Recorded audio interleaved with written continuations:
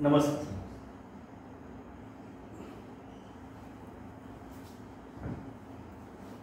नमस्कार रसिको. या दुसऱ्या सत्रामध्ये आपणा सर्वांचं पुनश्च हार्दिक स्वागत आहे. ज्येष्ठ साहित्यिक आणि प्रख्यात surgeon doctor Shrihari Nagargoje sir यांची मुलाखत आपण घेत आहोत. जुन्या आठवणी आपण जागवत आहोत. त्यांच्या जीवन प्रवासातील ठळक घडामोडी त्याही आपण अनुभवत आहोत. यासोबतच अंबाजोगाईतील जे स्वामी रामानंद तीर्थ ग्रामीण वैद्यकीय महाविद्यालय व रुग्णालय जे आहे शासकीय, त्याची जडणघडण कशी होत राहिली. सर त्याचे महत्त्वाचे शिलेदार आहेत. त्यावेळेस मुख्यमंत्री कोण आले होते, आरोग्यमंत्री कोण होते, काय काय घडलं त्यावेळेस.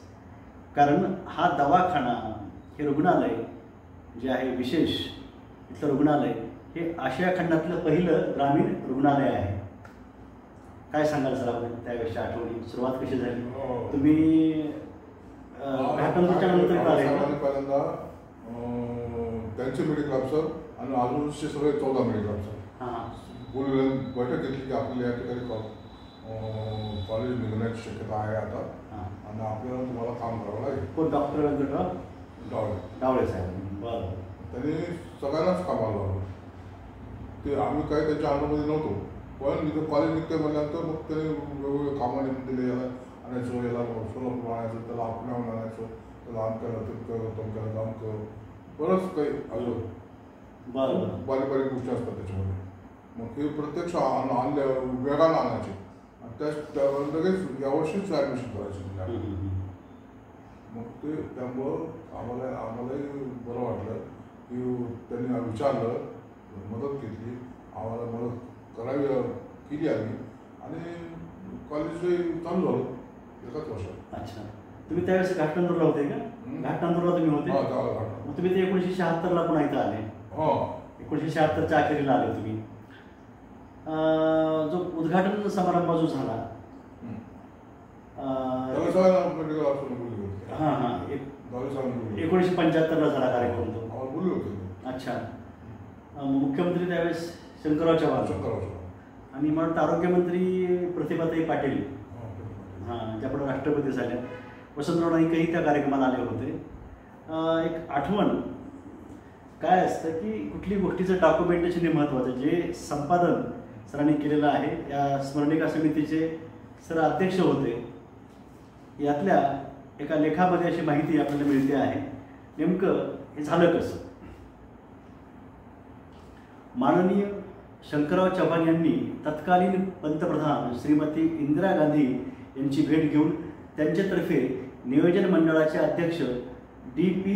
धर यांना सांगून महाविद्यालय सुरू करण्यास हिरवा कंदील देण्याचे आदेश दिले व महाविद्यालयाचे उद्घाटन दिनांक 28 ऑक्टोबर 1975 रोजी माननीय मुख्यमंत्री शंकरराव चव्हाण यांच्या हस्ते झाले.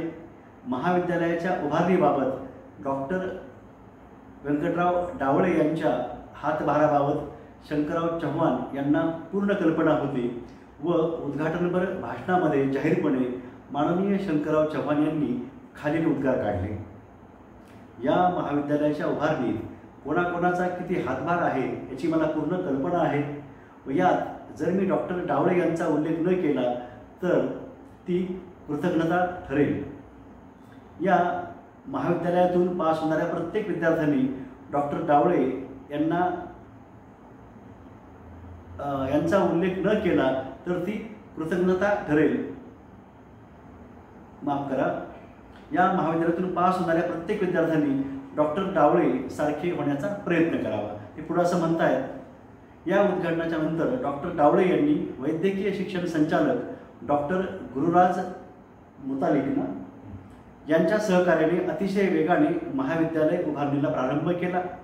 उद्घाटन झाल्या दिवशी या महाविद्यालयात प्रथम MBBS पर्यंतच्या सर्व प्राध्यापकांच्या नियुक्त्या करण्यात आल्या, ज्यामध्ये शरीर रचनाशास्त्र विभाग डॉक्टर इंदुरकर, डॉक्टर गायकवाड, शरीर क्रियाशास्त्र विभाग डॉक्टर खंदारे, डॉक्टर मुजुमदार, जीवरसायनशास्त्र डॉक्टर वसंत गडकर, औषधशास्त्र डॉक्टर साळुंके, शरीर विकृतीशास्त्र doctor Patoria, doctor Patil, doctor Yadav, रोग प्रतिबंधक व सामान्य बरोबर ना सामान्य वैद्यशास्त्र doctor Mujumdar, doctor Ingole, doctor Jagdish Deshpande, doctor Sarita Mantri, सूक्ष्मजीवशास्त्र डॉक्टर जोशी, शल्यचिकित्साशास्त्र doctor Shrivastava, doctor JS Deshmukh, doctor Khursale म्हणजे डॉक्टर सुरेश खुरसाले, डॉक्टर भगत, बद्रीकरणशास्त्र डॉक्टर ND साठे, बालरोग विभाग डॉक्टर दहाट, डॉक्टर रावत, औषध वैद्यकशास्त्र doctor Nawaz, doctor Subramaniam, doctor SK Deshmukh. ही कित्येक नावं आपण वाचत आहोत. आपल्या इतर राज्यातून सुद्धा इथे डॉक्टर्स हे त्यावेळेस आधीच नियुक्त केल्या गेले. सुरुवात डॉक्टर भारसवाडकर, स्त्रीरोग आणि प्रसूतीशास्त्रामध्ये डॉक्टर श्रीमती सोलापूरकर, डॉक्टर श्रीमती चटर्जी, क्षकिरण डॉक्टर बनसाळी का बनसाळीच असेल, त्वचा व गुप्तरोग डॉक्टर खंदारे, मनोरत्न विभाग डॉक्टर कादरी, दंत विभाग डॉक्टर गोंधळी, डॉक्टर शर्मा, डॉक्टर चौधरी, नेत्र विभाग doctor Maria, doctor RG Kulkarni, doctor Wangekar. ही सर्व प्राध्यापक व सहयोगी प्राध्यापक मंडळी 1975 पासून जवळपास 1988 पर्यंत कार्यरत राहिली. वैद्यकीय महाविद्यालयाची उभारणी शासनाचे नियमाधीन राहून परंतु लाल फितीत न अडकता व्हावी म्हणून डॉक्टर डावळे यांनी डॉक्टर मुतालिक यांच्या सहकार्याने मुख्यमंत्री शंकरराव चव्हाण यांच्याकडून एक उच्चाधिकार समिती स्थापन करण्याची परवानगी घेतली व या समितीमध्ये तत्कालीन आरोग्यमंत्री डॉक्टर लिओन डिसूजा, वैद्यकीय शिक्षण सचिव सुकटनकर, वैद्यकीय शिक्षण संचालक डॉक्टर मुतालिक, सार्वजनिक बांधकाम विभागाचे अधीक्षक अभियंता MB खान, डीन डॉक्टर डावळे, अधिष्ठाता डॉक्टर डावळे, संबंधित विविध विषयातील प्राध्यापक यांची नियुक्ती ही करण्यात आली व भारतीय आयुर्विज्ञान परिषदेच्या नियमाचे काटेकोरपणे पालन करून व सर्व इमारती व विविध विषयाकरिता लागणारे उपकरण कालबद्धरित्या उपलब्ध करून देण्यात आले. हे करीत असताना डॉक्टर डावळे यांनी रुग्णालय व महाविद्यालयाकरता भारतात कोठेही नाहीत अशा सुविधा आपल्या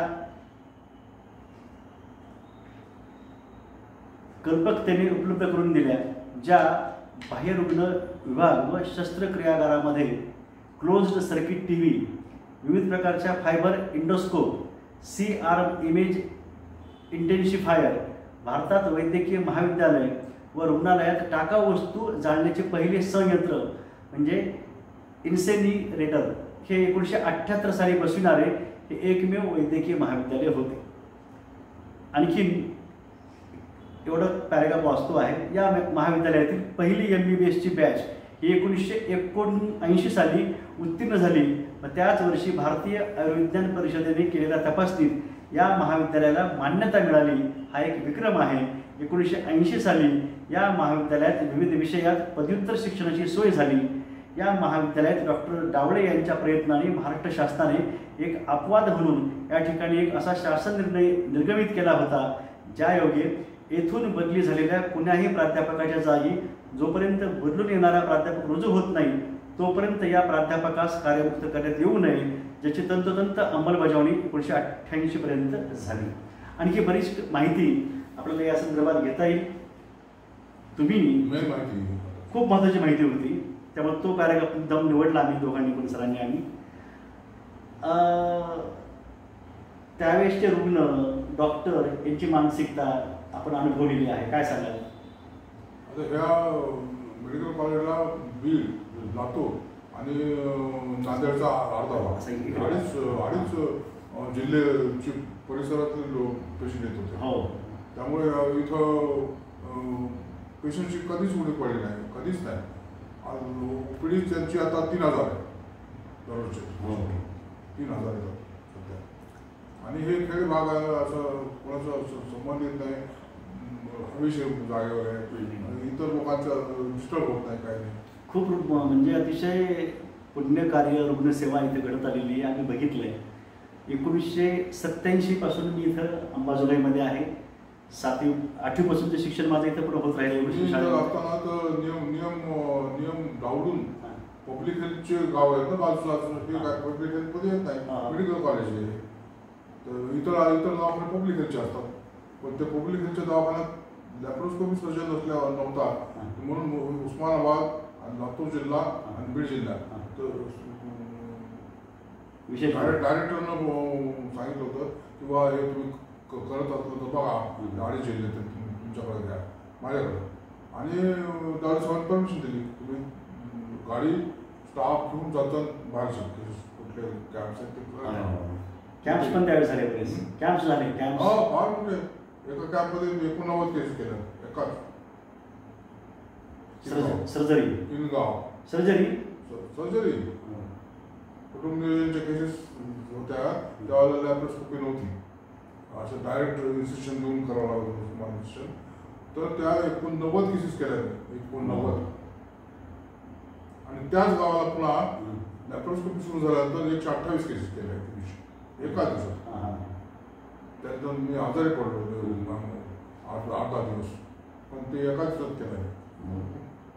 या दवाखान्याचं वैशिष्ट्य असं की असे समर्पित डॉक्टर्स इथं लाभत गेले, त्यामुळं रुग्णसेवा आणि विनाशुल्क हीच हॉस्पिटल आहे की ते बाहेरचे ठिकाणी सुद्धा कॅम्प घेतात. इतर जे दवाखान्यात त्यांना ती माहीत नव्हतं बाहेर घ्यायचे कॅम्प. बरोबर आहे. आम्ही अनेक वेगवेगळ्या डोळ्याचे ऑपरेशन, आमचे ऑपरेशन बाहेर कॅम्प घेतले. मग कुठे त्याला प्रतिसाद 300 पेशंट इथले डॉक्टर सगळा स्टाफ इथला. त्याच्यामुळे होत राहिलं असं की ह्या दवाखान्याची ख्याती जी आहे ती सर्वदूर होत राहिली. विदर्भातून, खानदेशातून, पश्चिम महाराष्ट्रातले सुद्धा कित्येक पेशंट, एवढंच नाही तर महाराष्ट्राच्या सीमेलगत जे राज्य आहे तिथून सुद्धा कित्येक पेशंट हे आजही येत आहेत आणि येत होते. याचं कारण इथली रुग्णसेवा आहे. म्हणजे पुण्यकर्म आपण करत आहोत, समर्पित सेवा करायची या भावनेतून शिक्षक डिव्होटी ज्याला म्हणता येईल समर्पित इथं येत राहिलेले आहेत. 1987 पासून मिश्र हा दवाखाना बघतो आहे. वेगवेगळ्या रुग्णांची सेवा इथं करता आलेली आहे आणि रक्तदानसुद्धा करण्याची संधीसुद्धा मला याच दवाखान्यामध्ये भेटली. त्यामुळे मी 20 वेळेस आतापर्यंत रक्तदान केलं आणि हजारो रक्तदाते इथं तयार केले गेले. नंतरचा टप्पा मी सरांना इथं सांगू इच्छितो आहे. सरांना ते नाव ठाऊक असेल, डॉक्टर पुरुषोत्तम पुरी. डॉक्टर पुरुषोत्तम पुरी 1999-2001 या काळामध्ये विलक्षण क्रांती इथं घडलेली आहे. मी सहज उल्लेख करतो आहे तो यासाठी स्वयंस्फूर्त रक्तदान जनजागरण अभियान दरवर्षी ऑक्टोबर महिन्यामध्ये शासन घेतं. 226 रक्तपेढ्यातून सलग 3 वर्ष स्वयंस्फूर्त रक्तदान जनजागरण अभियानामध्ये आपली रक्तपेढी अंबाजोगाईची ही प्रथम आलेली आहे, हॅट्रिक घडलेली आहे. याचं कारण असे गुरुजन, मार्गदर्शक आणि समर्पित येणारे सुद्धा नवीन जे लोक आहेत. महाराष्ट्रात 3दा आली सर. तुमच्या डोळ्याच्या ऑपरेशन हा तो पण भाग भेटलेला आहे. हा सगळा सर आपला इतिहास सगळा लिहून काढायचा सर आपल्याला. बघू आता नवीन आता जे आहेत टीम त्यांना भेटू आपण सगळ्या गोष्टी की शासन पुढाकार घेऊ न घेऊ आपण लोक सहभागातून स्मरणिका काढू आपण आणि जेणेकरून हे सगळं डॉक्युमेंटेशन जे पुढचं सुद्धा जे आहे 2000च्या पुढं काय घडलेलं आहे तेही याच्यामध्ये यायला हवं. वेगवेगळे विभाग इथं आहेत त्याबाबतचं आहे ते आपल्याला याच्यामध्ये सगळ्या गोष्टी घ्यायला हव्यात. आणखी तुमच्या सहकार्याबाबत काय सांगाल? विशेष मला वाटते की फार सगळ्या प्रकारचे ज्येष्ठ डॉक्टर्स महाराष्ट्रातले, महाराष्ट्रात इथं कुठेच नव्हते ते. शंकरराव चव्हाणमुळं ज्येष्ठ डॉक्टर, सिनियर डॉक्टर इथं अपॉइंट केले सगळे एका ऑर्डरमध्ये, एकाच ऑर्डरमध्ये. दृष्टीने येते होते शंकरराव चव्हाण. आणि त्याला स्टे नाही किंवा स्टे नाही, त्यांना यावंच लागेल. बरोबर आहे. म्हणून आले लोक नाही ते खेडेपाड्याला खेड्याच कशा आले असते लोक इतके सिनियर लोक. हे सगळे तुम्ही जे वाचले ते सगळे सिनियर लोक आहेत. ह्या सगळ्या डॉक्टर्स लोकांना पण आपण ज्यांना शक्य होईल त्यांना आपण संपर्क साधूया सर्वांशी. येथील ज्यांना शक्य असेल ते नंतरही पण डॉक्टर्स इथे येत राहिलेले आहेत. आणखीन काही विशेष त्यावेळेसचे डॉक्टर डावळे यांच्याबद्दल तुम्ही काय सांगाल? स्वभाव किंवा काय त्यांचं समर्पित आयुष्य सगळं म्हणून ते अतिश्रम केल्यामुळे जगले नाही जास्त. रिटायर झाल्यानंतर 2 वर्ष केले. डॉक्टर खुसाले ज्यांच्या संस्थेचे ते 20 वर्ष अध्यक्ष राहिले. बरेच वर्ष होते हां. बरेच वर्ष. हां. त्यांचं पण चांगलं कार्य इथं झालेलं आहे आणि पुढं रयत आरोग्य मंडळाच्या मार्फत त्यांचं मोठं कार्य अतिशय माझी माफक सोबत. अच्छा. आमचे 4 युनिट केले होते हां. पाठवायचे. हां. पुष्कळाचं माझं 1 युनिट होतं. हां. तर आम्ही दोघं जातो बरं. नेहमी येतो. चांगली गोष्ट सर. आणखी कोणी डॉक्टरची आठवण जुन्या काळातल्या? डॉक्टर भगत आमच्या क्लासमेट होते. ती खूप काम करतात. हां. ट्रेमेंडस काम. खूप काम. या काळामध्ये कोणी वार्षिक स्नेहसंमेलन कॉलेजचं असेल, कुठले बाहेरचे वक्ते कलावंत कोणी आले असतील? त्याच्यावर जास्त भर नव्हता. याचं खेड्यामध्ये आरोग्य सेवा द्यायची जास्त भर होता. हां. बरोबर आहे. खेड्यामध्ये तिथल्या तिथं जागेवर जनरल ऑपरेशन सुद्धा बरेचसे केले. ही गोष्ट फार महत्त्वाची आहे. आणखी एक विलक्षण गोष्ट सांगतो आहे. इथं डॉक्टर राम भालचंद्र फार मोठे डॉक्टर इथं होऊन गेले, ज्यांच्या जन्मदिनाच्या निमित्तानं 10 जून, मला वाटतं त्यांचा स्मृतिदिनसुद्धा 10 जूनच आहे. आणि हा राष्ट्रीय आणि पुन्हा जागतिक नेत्रदान दिन म्हणून साजरा केला जातो. त्यांनी विशिष्ट कालावधीमध्ये 1 लाखापेक्षा अधिक त्यांनी डोळ्यांचे ऑपरेशन्स, शस्त्रक्रिया त्यांनी केलेले आहेत. आणि याच पाऊलवाटेवर किंवा याच राजमार्गावर म्हणूया आपण, डॉक्टर TP लहाणे, तात्याराव लहाणे यांनी पण मोठं कार्य केलेलं आहे. त्यांनी उच्चांकयामध्ये प्रस्थापित केलेले आहे. डॉक्टर राम भालचंद्र इथं सरकारी दवाखान्यात नव्हते वाटतं होते. हां, वेगवेगळ्या गावी ते होते. म्हणजे डॉक्टर राम, मला ऑपरेशन करायचं तर डॉक्टर राम असतील तर मला ऑपरेशन करायचं. म्हणजे त्यांना निरोप जरी भेटला तर पेशंट जायचे जात होते. आणि सायकल घेऊन स्वतः वाडी वस्तीवर जाऊन ते रुग्णांना भेटणं, तपासणं, तुम्ही इकडे असे डॉक्टर्स इथं होऊन गेले आहेत. ते आमच्या संस्थेच्या संदर्भात त्यांचं कार्य आहे. मला वाटतं संस्थेचे आमचे विद्यार्थी असावे होते. डॉक्टर राम भालचंद्र जे आहेत ते संस्थेचे विद्यार्थी आहेत आमच्या बहुतेक, योगशीचे विद्यार्थी आहेत ते. आणखी सर डॉक्टरचं तुम्ही मला सांगावं असं वाटतं, कारण तुम्ही सांगू शकाल त्याविषयी डॉक्टर कोणते होते? ते जवळपास ते आहेत. बरोबर आहे सर. मग तुम्ही नंतरच्या शेवटच्या काळात पण काही डॉक्टर्स नवीन पुन्हा बघितलेले आहेत, काही फरक वाटतो का सर समर्पणामध्ये? आता पिढी कामात काही विशेष फरक नाही. काम भरपूर करतात. हा मुद्दा महत्वाचा आहे. समर्पित डॉक्टरच्या बरोबर नाही करू शकत, एवढं करू शकत नाही. हां. म्हणजे सरांचा मानण्याचा उद्देश असा आहे किंवा ठीक आहे 5:30 वाजले, 6:30, 7 पण बसतील नवीन पिढी समजा, पण जुन्याचा विषय नाही. हा फरक याच्यामध्ये आहे. त्याला डॉक्टर पुरुषोत्तम पुरीसारखे आपात असू शकतील की 2 दिवसामध्ये रक्तपेढी तयार करायची, स्वतः कपडे काढून निघे ते रक्तपेढी तयार करायची, तयार झाले होते लगेच आधुनिक पद्धतीनं. आता ते त्यांची पदोन्नती झाली नाशिकला. तुम्ही त्यावेळेस होते? हां. सरांचं खूप सहकार्य त्यांना लाभलं, मी जवळ बघितलं. ते त्यांच्याकडे मागचं इक्विपमेंट नसतात ना, सगळं स्टुडंट्स हातात असतात. ते फार म्हणजे एका दिवसात 10-20-25 माणसं दिले. हो, ते तुम्ही कॅम्प घ्यायचे. कित्येक कॅम्पला आम्ही होतो सर. विभागीय रक्त संक्रमण अधिकारी ते लातूरला होते, नाशिकला होते. हो, कॅम्प केला, BEdला केला, इंजिनिअरिंग कॉलेजला केला. आता त्यांचे वाटतं आरोग्य उपसंचालक असं कुठल्या विशिष्ट पदावर त्यांच्या तर नियुक्ती झाली, सरांची प्रमोशन त्यांचं झालेलं आहे, डॉक्टर पुरुषोत्तम पुरी यांचं. इथे एक महत्त्वाची गोष्ट मी इथं सांगतो. 1993 साली एक अशी घटना घडली, पण त्या दुःखद घटनेमध्ये सुद्धा सावरण्यासाठी इथली आपले शासन आणि प्रशासन यंत्रणा खूप चांगली होती. 30 सप्टेंबर 1993ला किल्लारीला भूकंप झाला. किल्लारी आणि आजूबाजूच्या भागामध्ये हजारो माणसं मृत्युमुखी पडली, हजारो माणसं ही जखमी झालेली आहेत त्या काळामध्ये. यावेळेस मुख्यमंत्री होते शरद पवार. यांनी एक विशेष गोष्ट केलेली आहे की त्यावेळेस 7 जिल्हे होते. 7 जिल्ह्यांचं त्यांनी डायरेक्टर साळुंखे, शरद पवार हे त्यावेळेस मुख्यमंत्री आहेत. आणि ह्या सगळ्यांच्या वतीनं त्यावेळेस गोष्ट घडलेली आहे. 7 जिल्ह्याचे जे आहेत ते 7 नीट तयार केले 15-15 दिवसांचे. आणि हे कुठे लातूरला सेवा द्यायला होते. हां. आणि त्यावेळेस एक मुलगी जी आहे ती ढिगाऱ्याखाली सापडली. 6 दिवस होती. म्हणजे तिथं 2 दिवस तो प्रसंग मी वाचणार आहे आता, जो ह्या पुस्तकात आलेला आहे. पण त्या आधीचा आणखी एक प्रसंग सांगतो आहे की तिथे एक मृत स्त्री आहे आणि तिच्या हातावर नाव बनलेलं आहे, तिच्या अंगावर दागिने आहेत, दोघं जण उभे आहेत की माझी पत्नी म्हणून का दागिन्यासाठी. मग कोणा कळलं कोणाची पत्नी काय. तर अशी पशु वृत्तीसुद्धा त्या लोकांनी बघितली. तर कुठं कोण कसं आहे काय त्यांना वाचण्यासाठी किती प्रयत्न केले त्याच्या पण कहाण्या त्यावेळेस आलेल्या आहेत. अशीच कहाणी आहे प्रियंकाची कहाणी, जी सरांनी जवळून बघितली, अनुभवली. प्रत्यक्ष केलं ना तुम्ही ते सगळं मी रिसिव्ह केलं. अच्छा सर, पेशंट मी रिसिव्ह केला, मी इन्चार्ज होतो ना त्या दिवशी. पेशंट सरांनी रिसिव्ह केला. 6 दिवस ट्रीटमेंट माझी पूर्ण टीम घेऊन 2 दिवस कंटिन्युअस घरी सुद्धा गेले नाहीत लोक आमचे. सर ती प्रियंका घरी सुद्धा गेले नाहीत. नाही आता बघा आता जवळपास 32 वर्ष झाली. आता 32 वर्ष झाले या घटनेला. शिक्षक आहे ती. आडनाव यांचं कुठेतरी असतील त्या.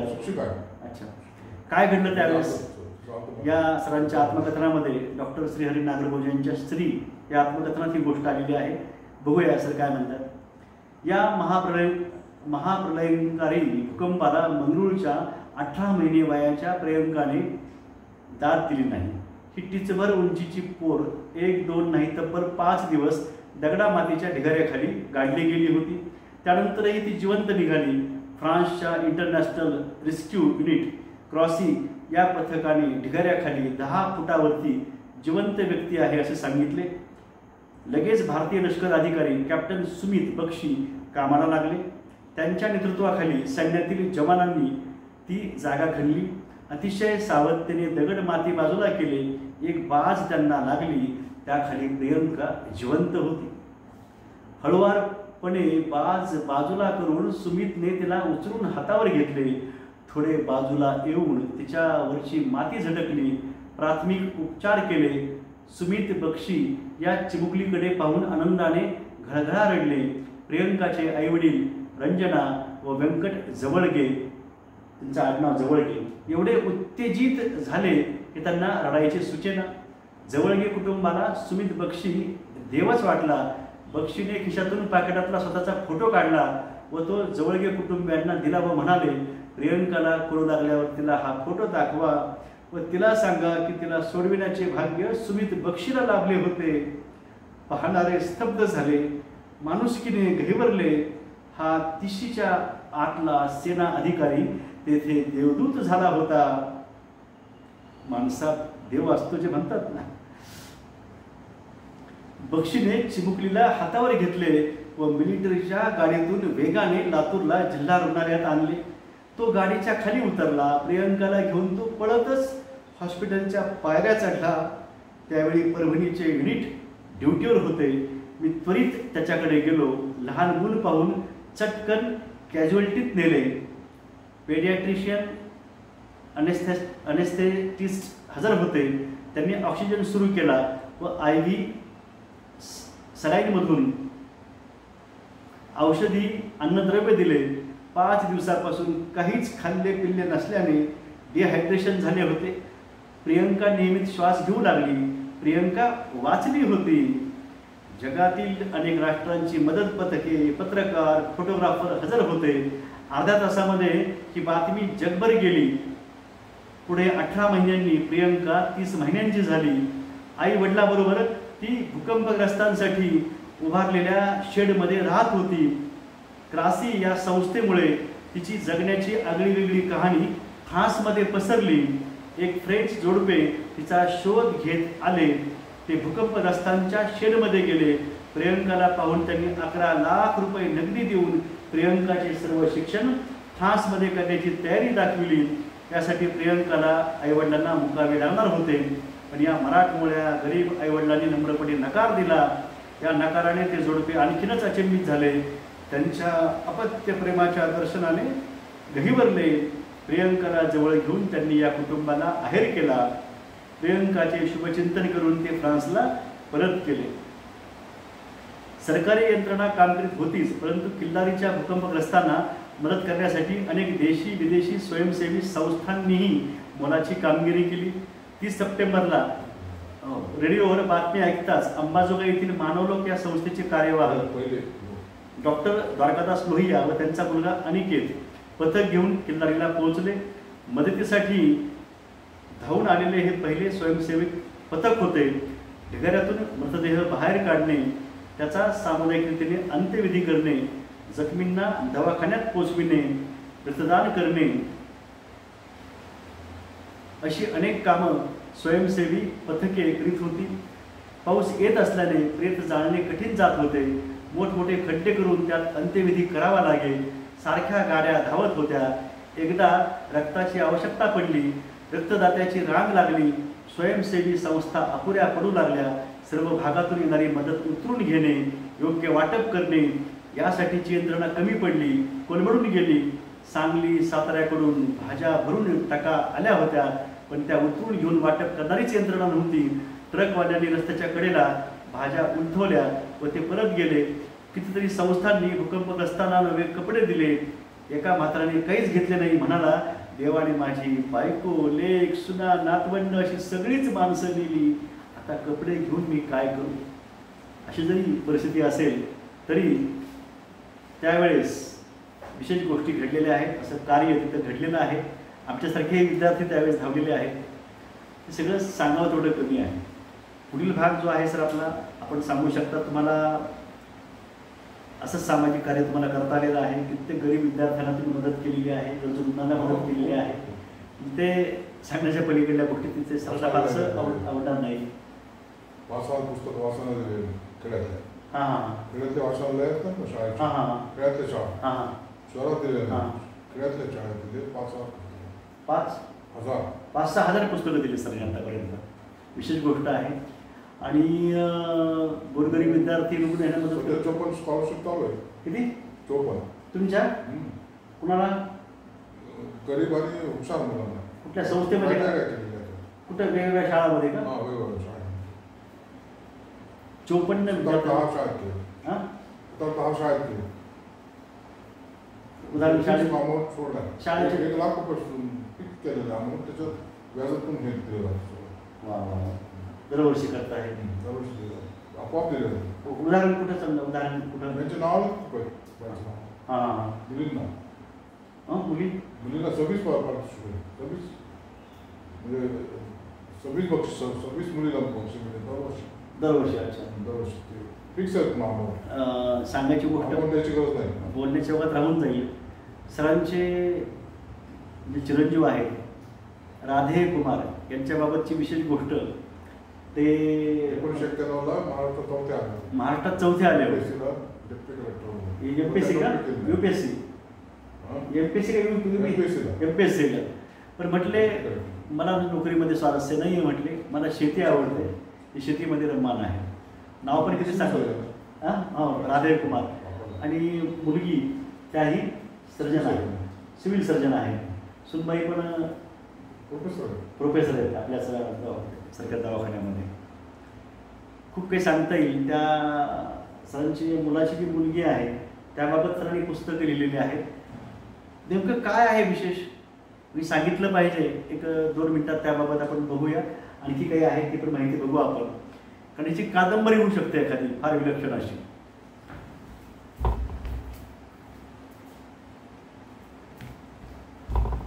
सर आपण सांगा. हां, हा कालावधी याच्यात तुम्ही सांगितलेला तसे शब्द हे केव्हापासून घडलेलं समजा आहे साधारणतः?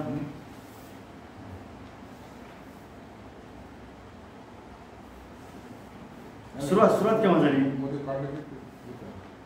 1 फेब्रुवारी 2018 पासून आहे. हो हो, नाही त्याच्या आधी पण आहे.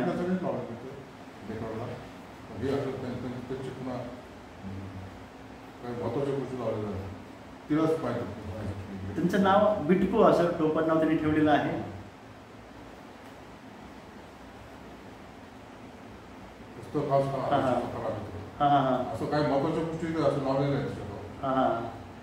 म्हणजे सुविचार वेगवेगळे असतील त्याबद्दलची माहिती आहे. व्यक्तिचरित्र असेल त्याबद्दलची माहिती, कात्रण संग्रह आहे.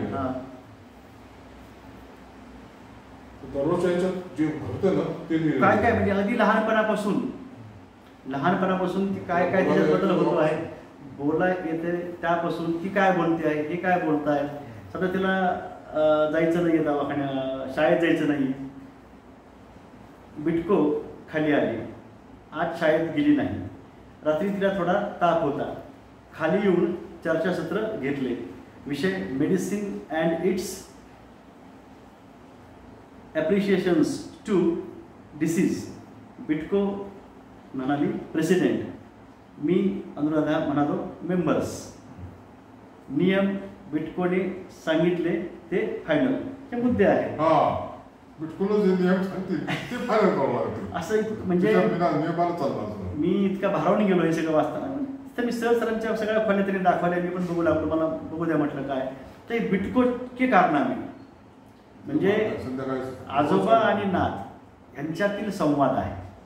त्याबाबतची ही 4 पुस्तकं ज्याला म्हणता येईल जे असे जर छापले त्याचे मोठे ग्रंथ होतील, खंड होतील, कादंबरी होऊ शकेल. तुम्हाला शोध निबंध तुम्ही सादर केले आहेत सर, त्याबद्दल सांगावं. शोध निबंध तुम्ही सादर केले ना कॉन्फरन्स. राष्ट्रीय पहिलं एड्सच्या बाबतीत कॉन्फरन्स मुंबईला भरली. पहिली कॉन्फरन्स. अच्छा. त्याला प्रत्येक जिल्ह्याचं एक रिप्रेझेंटेटिव्ह प्रेसिडेंट मी होतो. तिथे तुम्ही पेपर सादर केला का? नाही, पुढं सहभाग. ऑल इंडिया सर्जिकल कॉन्फरन्स झाली याला वर्ध्याला. त्या ठिकाणी पेपर सादर केला. अच्छा. हे केव्हा घडलं आहे? वर्ध्याला घडलं. अच्छा. नंतर लॅप्रोस्कोपी चे 5 पुरस्कार मिळाले राज्यस्तरीय. लॅप्रोस्कोपीमध्ये 5 पुरस्कार आहेत. त्यानंतर दिल्लीला 1 पुरस्कार मिळाला. मराठवाड्यात सर्वप्रथम आला दिल्लीला त्याच्याबद्दल मिळाला. आणि इथं या ठिकाणी 25 वर्षापासून आहे मी त्या याच्यात ज्येष्ठश्री. पहिला जो ज्येष्ठश्री पुरस्कार जाहीर झाला तो झाला त्याचा समारंभ मिळाला तो ज्येष्ठश्री पुरस्कार. बरोबर आहे. ज्येष्ठ नागरिक संघाच्या वतीनं अंबाजोगाईमध्ये सरांना हा मोठा सन्मान दिला गेला. म्हणजे हे सुरुवात इथं झालेली आहे. यात काय घडलेलं आहे थोडक्यात इथं जे आहे ते वाचतो सर. खूप चांगलं लिहिलं आहे. फेस्कॉमशी संलग्न ज्येष्ठ नागरिक संघ अंबाजोगाई आदरणीय डॉक्टर श्रीहरी गंगूबाई गोपाळराव नागरगोजे. सप्रेम नमस्कार. अंबाजोगाई शहरात आपण केलेल्या ज्येष्ठ नागरिक संघाच्या सेवेबाबत ज्येष्ठश्री पुरस्कार देताना आम्हाला मनस्वी आनंद होत आहे. वारकरी संप्रदायातील वडील व गुणग्राहक संस्कारक्षम शिक्षिका लाभलेल्या आईवडिलांमुळे आपल्यावर बालपणीच शिक्षणाची व अवांतर वाचनाची आवड निर्माण झाली. त्यातून समतावादी संस्कार घडले आणि आपण MBBS व MS ह्या पदव्या उच्च श्रेणीने उत्तीर्ण झाला. मराठवाड्याच्या ग्रामीण भागामध्ये कुटुंब कल्याण लेप्रोस्कोपी शस्त्रक्रियेमध्ये उच्चांक गाठल्यामुळे श्रीमती किरण बेदी यांचे हस्ते मराठवाडा गौरव पुरस्काराने आपणास सन्मानित करण्यात आले. राज्य शासनानेही आपल्या या कार्यामुळे शासकीय पुरस्काराने सन्मानित केले आहे. अनेक राष्ट्रीय व आंतरराष्ट्रीय वैद्यकीय परिषदामध्ये आपण निबंध वाचन करून श्रोत्यांची मने जिंकली आहेत. इंडियन मेडिकल असोसिएशन IMA चे अध्यक्ष तसेच स्वामी रामानंद तीर्थ वैद्यकीय महाविद्यालय व रुग्णालयात अधीक्षक म्हणून गरीब सहाय्य निधीचा पुरेपूर वापर गरीब रुग्णांच्या उपचारासाठी करून आपण मानवतेचीच सेवा केली आहे. साहित्यिक क्षेत्रातही आपण विनया वावरला. सन 1996 आणि सन 2000 साली झालेल्या अंबाजोगाईच्या साहित्य संमेलनाचे आपण स्वागताध्यक्षपद भूषविलेले आहे. अंबाजोगाई शहरात सन 1983 साली झालेले अखिल भारतीय मराठी साहित्य संमेलनाच्या नियोजन व व्यवस्थापनामध्ये आपले मोठे योगदान राहिलेले आहे. व्यंकटेश माडगुळकर त्या संमेलनाचे अध्यक्ष होते. आपल्या श्री या आत्मवृत्ताने सामाजिक ज्ञान व जगण्याचे खरे भान वाचकांना करून दिले आहे. आपण आपला अमूल्य ग्रंथसंग्रह अनेक वाचनालयाला दान केल्याचे ज्ञात आहे. आपण मेडिकल, शैक्षणिक, साहित्यिक, सांस्कृतिक संस्था व संघटनांचे पदाधिकारी राहून आपल्या कर्तृत्वाची अमिट छाप सोडली आहे. 2009 साली अंबाजोगाई ज्येष्ठ नागरिक संघाच्या अध्यक्षपदी आपली निवड झाली. आपले नेतृत्व संघाला लाभल्याने संघाची वाटचाल योग्य प्रकारे व योग्य दिशेने झाली व अद्यापही सुरू आहे. आपल्या जीवनात 2 मोठी संकटे आली. या दोन्ही दुर्धर संकटावर मात करून आपण वयाची 80 वर्षे ओलांडली आहेत. आपण दीर्घायुष्यी व्हावे, आरोग्य संपन्न राहावे यासाठी ज्येष्ठ नागरिक संघ अंबाजोगाई शुभेच्छा व्यक्त करीत आहे. आपण केलेल्या कार्याबद्दल ज्येष्ठ नागरिक संघ आपणास ज्येष्ठ श्री पुरस्कार आज रोजी सन्मानपूर्वक प्रदान करत आहे. ॲडव्होकेट अनंतराव जगतकर अध्यक्ष, इंजिनियर लक्ष्मणराव गोरे सचिव व कार्यकारिणी मंडळ ज्येष्ठ नागरिक संघ अंबाजोगाई जिल्हा बीड. खूप चांगलं असं सन्मानपत्र सरांना देऊन त्यांचा यथोचित सन्मान केला. 2 दुःखद घटना सरांच्या आयुष्यामध्ये घडल्या. एक म्हणजे साधारणतः 35 वर्षापूर्वी सरांचं ब्रेन ट्युमरचं अतिशय क्रिटिकल असं ते ऑपरेशन. सर त्यामध्ये सुरक्षितरित्या त्यातून बाहेर आले, कारण ते ऑपरेशन अतिशय महत्त्वाचं होतं. हे ऑपरेशन कुठं झालं सर? बॉम्बे हॉस्पिटलला झालं आहे. तरी पण अतिशय निकरानं सरांनी त्या अतिशय बिकट अशा त्या परिस्थितीशी त्यांनी तोंड देऊन नवीन आपल्या आयुष्याची सुरुवात ही केलेली आहे. आणि साधारणतः 5-1 वर्ष झाले असतील. सहधर्मचारिणी सरांच्या पत्नी, तुमच्या पत्नी ज्या आहे 5 वर्षापूर्वी, काय त्यांना वय? 71 वय आणि आजारी होत्या. हां. खूप त्यांची चांगली साथ सोबत सरांना लाभलेली आहे. खूप अशा गोष्टी सांगता येतील, बोलता येतील. आणखी काही तुम्हाला सांगायचं, अंबाजोगाईच्या साहित्यिक घडामोडी सांगितलंच पाहिजे तर तुम्ही साहित्यिक आहात. म्हणजे मी अतिशय मोकळेपणाने सांगतो. 1955 आम्ही अंबाजोगाई साहित्य संमेलन सुरू केलं. मी आणि नानासाहेब काका तेव्हा आणि त्याचे 6 संमेलन झाले आता. हो ना, संतोष मुळावकर पण त्यामध्ये होते ना. संतोष मुळावकर अध्यक्ष होते का? हां, नाही अध्यक्ष होते. मी सुरू करण्यामध्ये नाही, सुरू करता नव्हते. हे आमच्याकच होते पहिल्यांदा.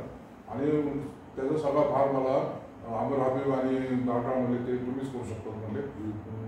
पहिलं संमेलन आणि दुसरं संमेलनाचा स्वागत अध्यक्ष मी होतो. बरोबर आहे. 1995ला रंगनाथ तिवारी सर हे ज्येष्ठ कादंबरीकार हे पहिल्या संमेलनाचे अध्यक्ष, पहिल्या अंबाजोगाई साहित्य संमेलन. त्यानंतर दुसरं झालं ते 2003ला ज्येष्ठ लेखिका आणि समाजसेविका डॉक्टर शैला दुरिया या अध्यक्षा होत्या. अशी पुन्हा ज्येष्ठ साहित्यिक समीक्षक प्राध्यापक राधा अडगडे हे 3ऱ्या संमेलनाचे, 4थ्या संमेलनाचे बलिपत्र कसे असतील. पुन्हा 5व्या संमेलनाचे होते कमलाकर कांबळे होते वाटतं. आणि 6व्या संमेलनाचे तुम्ही अध्यक्ष होतात.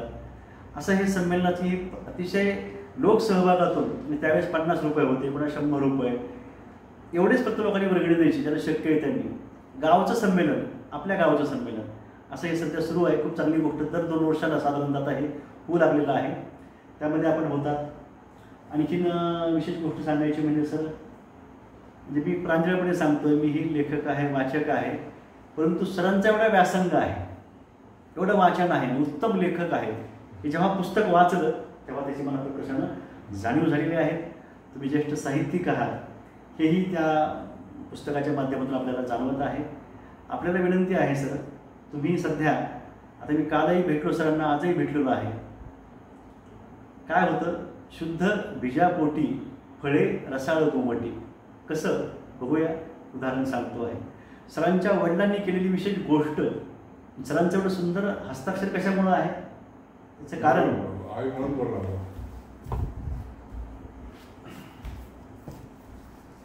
हे यांच्या वडिलांचं हस्ताक्षर 1941 साली हे त्यांनी समर्पित केलेली आहे.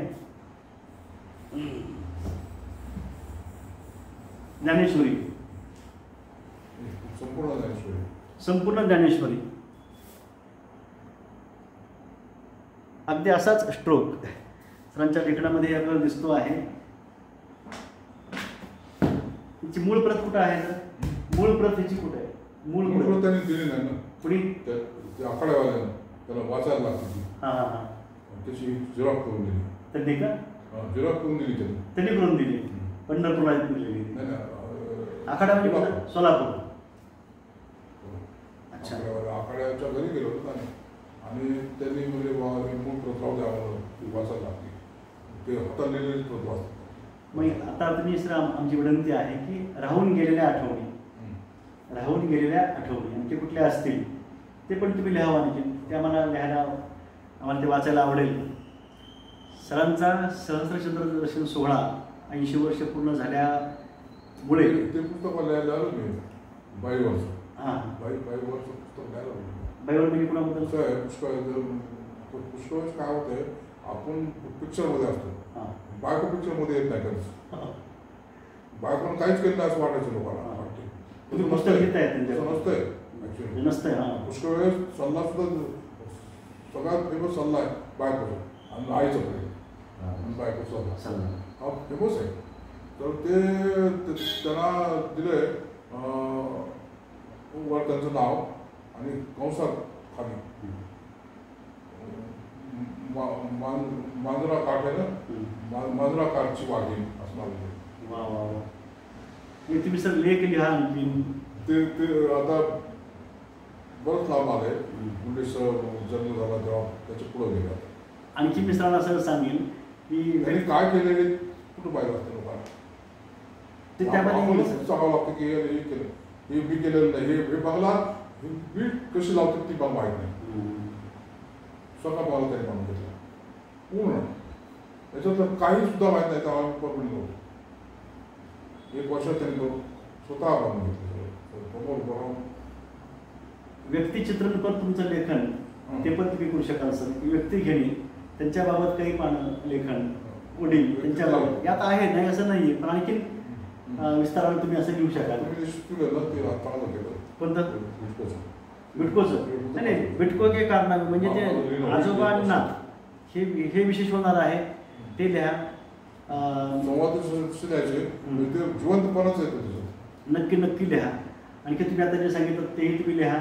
पुन्हा व्यक्तिचित्र तुम्ही घ्या सर. व्यक्तिचित्र आणखी अशी गावाकडली माणसं असतील, काही सांप्रदायिक माणसं असतील, हा तसे व्यक्तिचित्र सुरू केलं ना, खूप चांगलं वाटतं ते. व्यक्ती आणि व्यक्तिचित्र नक्की नक्की नाही. सुधाकर दोपडेंचं पुस्तक तुम्ही वाचलं ना?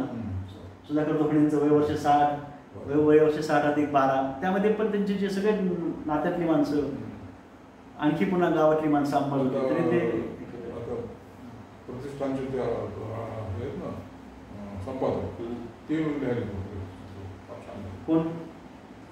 प्रतिष्ठानचे कोथिराव ठाले संपादक, आलोक वगैरे पुस्तकाचे.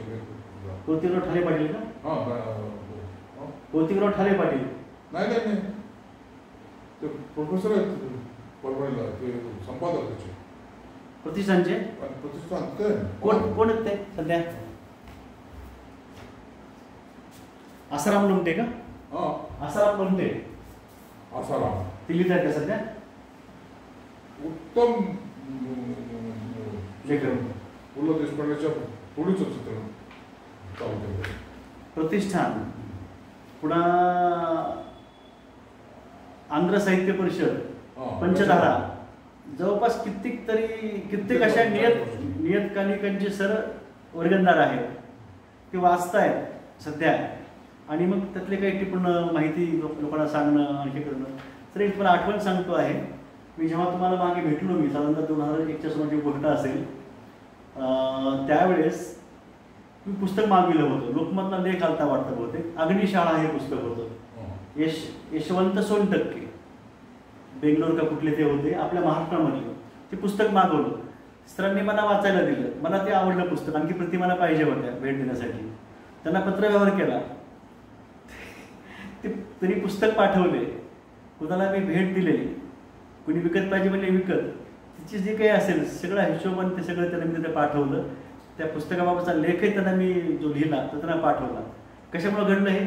सरांकडे ते पुस्तक मी बघितलं त्यामुळं. म्हणजे अशा कित्येक गोष्टी आहेत. असं बघितलं तर लक्षात येतं. हां मी सुद्धा कुठेतरी बघण्यात येते. बरोबर सर. आणखी काय सर बोलायचं? बोला आता. नाही काय खूप आता म्हणजे आम्ही जवळपास, मला आश्चर्य वाटेल, 2 तास जवळपास होत आला. आम्ही छानपैकी गप्पा मारत आहोत. त्यातला जमेल तेवढा भाग सगळा आपल्यापुढे आलेला आहे. सर तुम्हाला एवढीच विनंती आहे, तुम्ही साहित्यिक आहात, डॉक्टर आहात, समाजसेवकही आहात. विशेष मोठं वाटेल पण तुम्ही तशी सेवा केलेली आहे. अनेकांना तुम्ही उभारी आपल्या आयुष्यामध्ये तुम्ही दिलेली आहे. तुम्ही स्वतःच्या काळजी जी आहे तब्येतीची ते घ्या. लेखनही करा, वाचनही करा, हे चालू ठेवा. आणि शक्य असेल तेव्हा आम्ही पण साहित्यिक मंडळी आपल्याला भेटायसाठी येऊ, किंवा आपल्याला कधी वाटलं आपणही असं बाहेर भेटू शकतो. सगळेजण आहेत ते.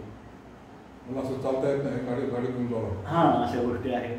एक गोष्ट सांगायची राहून गेली की प्रवीण परीक्षा हिंदी सर पास झाले त्यावेळेस, राष्ट्रभाषा पंडित राहून गेली. मी पण हिंदी प्रवीण परीक्षा शिक्षक झाल्यास पास झालो. आता राष्ट्रभाषा पंडित परीक्षा मी बसतो आहे. सरांना विचारलं, सर म्हणले इच्छा आहे पण म्हणजे मी वाचायला म्हणले पण परीक्षा काही नको म्हणलं. आता मी बसतोय राष्ट्रभाषा पंडितला. बसलो त्यांनी मला बसत म्हणले तुम्ही बरोबर मराठी उत्कृष्ट, हिंदी उत्कृष्ट, इंग्रजी उत्कृष्ट आहे. खूप चांगला वाटलं सर, भरभरून तुम्ही बोलला. तुम्हाला दीर्घ आयुरारोग्य लाभावं ही आमची तुम्हाला विनंती आहे. रसिको तुमचेही नमस्कार. हो, कुणी येत नाही.